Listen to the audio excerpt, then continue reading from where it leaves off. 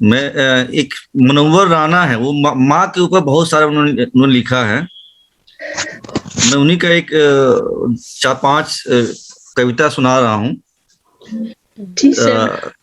पुराना पेड़ बुजुर्गों की तरह होता है। बुजुर्ग तो आप लोग समझते होंगे ना। पुराना पेड़ बुजुर्गों की तरह होता है, यही बहुत है कि ताजा हवाएं देता है। जब तक रहा धूप, जब तक रहा धूप में चादर बना रहा, जब तक रहा हूं धूप में चादर बना रहा, मैं अपनी माँ का आखिरी जेवर बना रहा। मैंने रोते हुए पोंछे थे किसी दिन आंसू माँ के।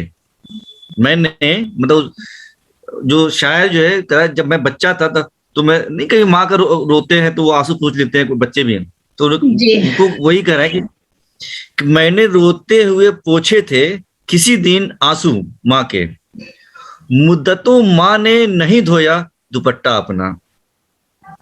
माँ इतनी प्यार करती है। चलती फिरती हुई आंखों से अजान देती है। अजान होता है ना, जो नमाज पढ़ने के लिए बुलाया जाता है। तो उसका तो चलती फिरती हुई आंखों से, मतलब आवाज से नहीं, जुबान से नहीं, चलती फिरती हुई आंखों से अजान देखी है। ये मैंने जन्नत तो नहीं देखी, मैंने जन्नत तो नहीं देखी, माँ देखी है। वो तो असर है माँ की दुआओं में, वो तो असर है माँ की दुआओं में, वरना इतना सुकून कहाँ था इन हवाओं में। जरा सी बात है लेकिन हवा को कौन समझाए।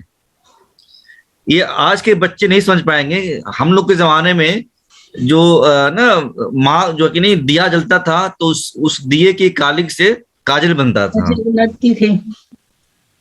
है ना। जब बत्ती को जला के फिर काजल, उसी काजल, तो उसी को लेके ये शायर बोलता है, बता रहे हैं, जरा सी बात है लेकिन हवा को कौन समझाए। हवा जब तेज चल रही थी और दीवा बुझ जाता है, तो उसके लिए बोल रहा है कि जरा सी बात है लेकिन हवा को कौन समझाए।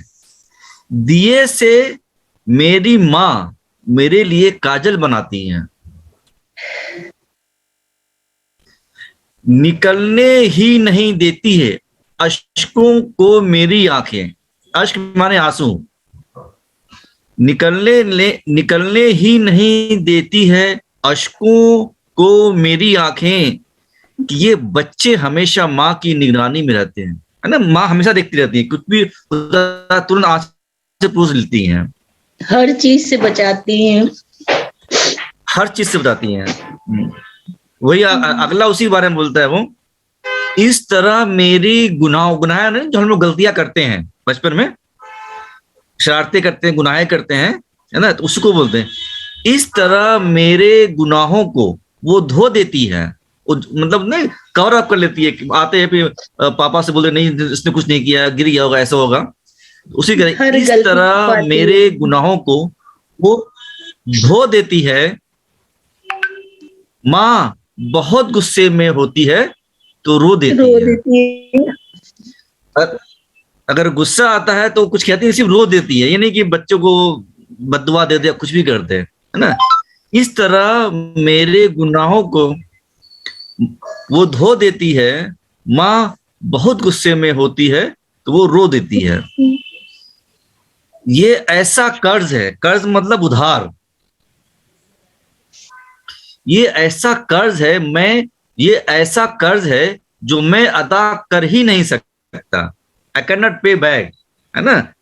माँ का जो कर्ज, ये ऐसा कर्ज है जो मैं अदा कर ही नहीं सकता। मैं जब तक घर ना लौटूं माँ मेरी सजदे में रहती हैं। सजदे मतलब प्रार्थना में रहती हैं। नहीं, बच्चे कहीं चले जाते हैं तो हमेशा वो प्रार्थना में रहती है कि अब बच्चा सही सलामत आ जाए, कि कुछ हो ना जाए। तो उसी को ये ऐसा कर्ज है जो मैं अदा कर ही नहीं सकता। मैं जब तक घर ना लौटूं मेरी माँ सजदे में रहती है, यानी दुआएं करती रहती हैं, प्रार्थना करती रहती हैं। दिन भर की मशक्कत से बदन चूर है, लेकिन मशक्कत मतलब काम करने ना, वो बिजी जो होती हैं, जो दिन भर जो काम करती रहती हैं, है ना, उनको बोलता है ये कि सारा दिन वो काम करती रहती हैं और काम से बदन जो है पूरा चूर होता है। दिन भर की मशक्कत से बदन चूर है, लेकिन माँ ने मुझे देखा तो थकान भूल गई। फिर कहने लगी, अरे ये खा लो, वो कर लो, कहाँ है, चलो मैं गर्म कर देती हूँ, रोटी बना देते हैं। ये उसी को लेकर कहते हैं कि दिन भर थकी रहती है, माँ का बदन टूटा है, लेकिन जब मैं घर पहुंचता हूँ तो थकन भूल जाती है। ये आखिरी है तो बहुत, देखिए एक कश्ती कहते हैं नाव को, और सैलाब होता है बाढ़ ना, जो नदी में बाढ़ आता है।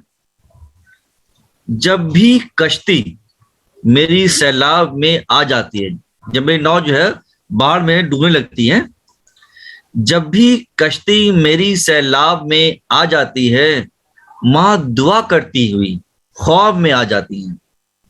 इनके भी माँ नहीं है, गुजर गए हैं, तो उसके लिए बोल रहे हैं ये, इनकी माँ भी गुजर है, तो वो कहते हैं कि माँ मेरी है नहीं अभी, लेकिन जब भी मैं परेशान होता हूँ, कश्ती सैलाब में आना मतलब जब मैं परेशान होता हूँ, है ना, जब भी कश्ती मेरी सैलाब में आ जाती है, माँ दुआ करती हुई ख्वाब में आ जाती है।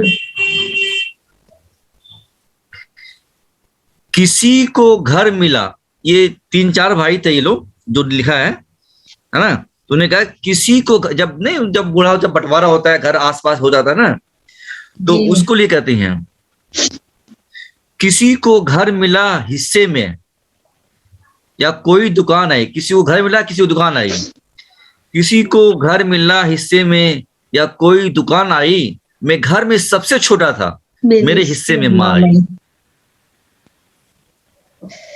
तो ये सर ये वाली लाइन तो बहुत क्लैप करने वाली है। बहुत बढ़िया, नहीं, ये मीनाक्षी जी के लाइनों के लिए तो कोई शब्द नहीं है। उनके श्रद्धांजलि देने के लिए मैंने कहा कि मैंने कुछ कविताएं जो है गूगल से मैंने आपने सर इस टाइप पे बहुत बढ़िया कहा आपने, बिल्कुल। हम लोग तो बिल्कुल डूब गए सर। ऐसा लग रहा है बस आप बोलते रहे और हम लोग सुनते रहे। अब अपना कार्यक्रम आगे कीजिए। मैं सोचा कि श्रद्धांजलि में कुछ जो है माँ के रिलेटेड जो कविताएं, हमने सोचा कि धन्यवाद। नहीं, मीनाक्षी को बहुत बहुत धन्यवाद कि इतनी दुख भरे उसके माहौल के बावजूद भी हमने कहा कि मेरे प्रोग्राम में पार्टिसिपेट ना करो, तो नहीं मैं 2 शब्द जरूर बोलूंगी। अच्छा हमारे साथ हिम्मत जी भी जुड़ गए हैं, ये पत्रकार भी हैं, कवि भी हैं, और जो हमारा एक प्रोग्राम चलता है बेसबब, जी हम लोग, है ना, तो उसके ये करता धरते हैं। हिम्मत जी, अगर आप थोड़ा सा अपना शक्ल दिखा दें और हेलो हाय कर दें, तो फिर हम लोग कार्यक्रम शुरू कर लें। जैसे ये कल्लोल रेगुलर प्रोग्राम है, इससे हमारा एक प्रोग्राम है बेसबब, जो राजनीतिक मुद्दों पे, सोशल मुद्दों पे, किसान मुद्दों, उस पे हम लोग करते रहते हैं। तो भी वो तो हफ्ता में 2-3 दफा होता है वो, उसके सारे जो है करता रहता जो है हिम्मत जी ही हैं। तो अब मैंने हिम्मत जी से रिक्वेस्ट किया था कि आज भी एक बार आ जाएं आप।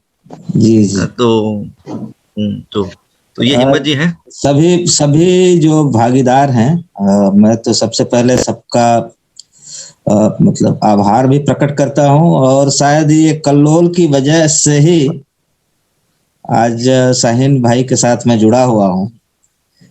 मतलब इसका भागीदार तो नहीं रहा, लेकिन लगातार वीडियोज और तमाम आप लोगों की जो रचनाएं हैं सुनता रहा हूं। तो वो सुनते हुए ये हुआ कि कुछ हम लोग भी करें। तो जो वो कह रहे हैं कि करता धरता है हिम्मत जी, मैं हूं नहीं, दरअसल पर्दे के पीछे से यही नियंत्रित करते हैं। और जो क्या कहते हैं, आलिम फाजिल जो व्यक्तित्व है इनका अपना, उससे हम भी थोड़ा बहुत अपना कुछ मिल जाता है, तो हम वो आपके सामने रखते हैं। और उम्मीद करते हैं कि कल्लोल वाकई जितना समय से, लंबे समय से चल रहा है, वो अपने आप में एक बहुत बड़ा साहस का काम है। और एक कंटिन्यूटी बनाए रखना जी, वो बहुत जरूरी होता है।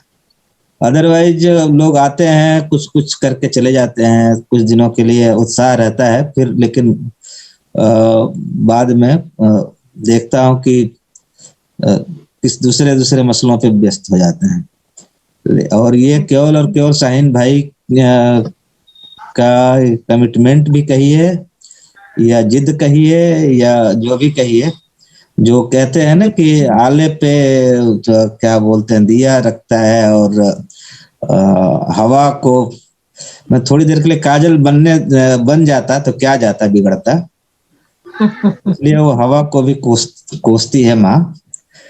तो वो शायद वो जिद है इस वजह से भी, और एक रचनात्मकता का एक बड़ा प्लेटफॉर्म भी है, केवल कविताओं का ही नहीं, बहुत सारे विभिन्न समूहों इन द सेंस की एक तो क्षेत्रीय समूह भी हैं, भाषाई समूह भी हैं, एक जो वर्गीय समूह है, जो हम कोई गरीब है तो कोई मिडिल क्लास है तो कोई आदिवासी समूह समाज से है तो कोई कहीं से है, वो सबकी एक आवाज एक जगह मिलती है तो रियली एक कल्लोल उत्पन्न होता है, एक कलरव जिसको हम कहते हैं, कान में मिठास जो घुलती है, वो कल्लोल जो है वो हम सबके कान में घुल रही है। और सबसे एक जो एक मिठास वाली आवाज थी, आज हम सबको छोड़ के चली गई हैं, लता जी। तो आप लोगों के प्लेटफॉर्म के माध्यम से मैं उनको भी श्रद्धा सुमन अर्पित करता हूँ और उम्मीद करता हूँ कि ये जो रचनात्मकता है आप सबकी और फले फूले बढ़े। शाहीन जी बस इतना ही मैं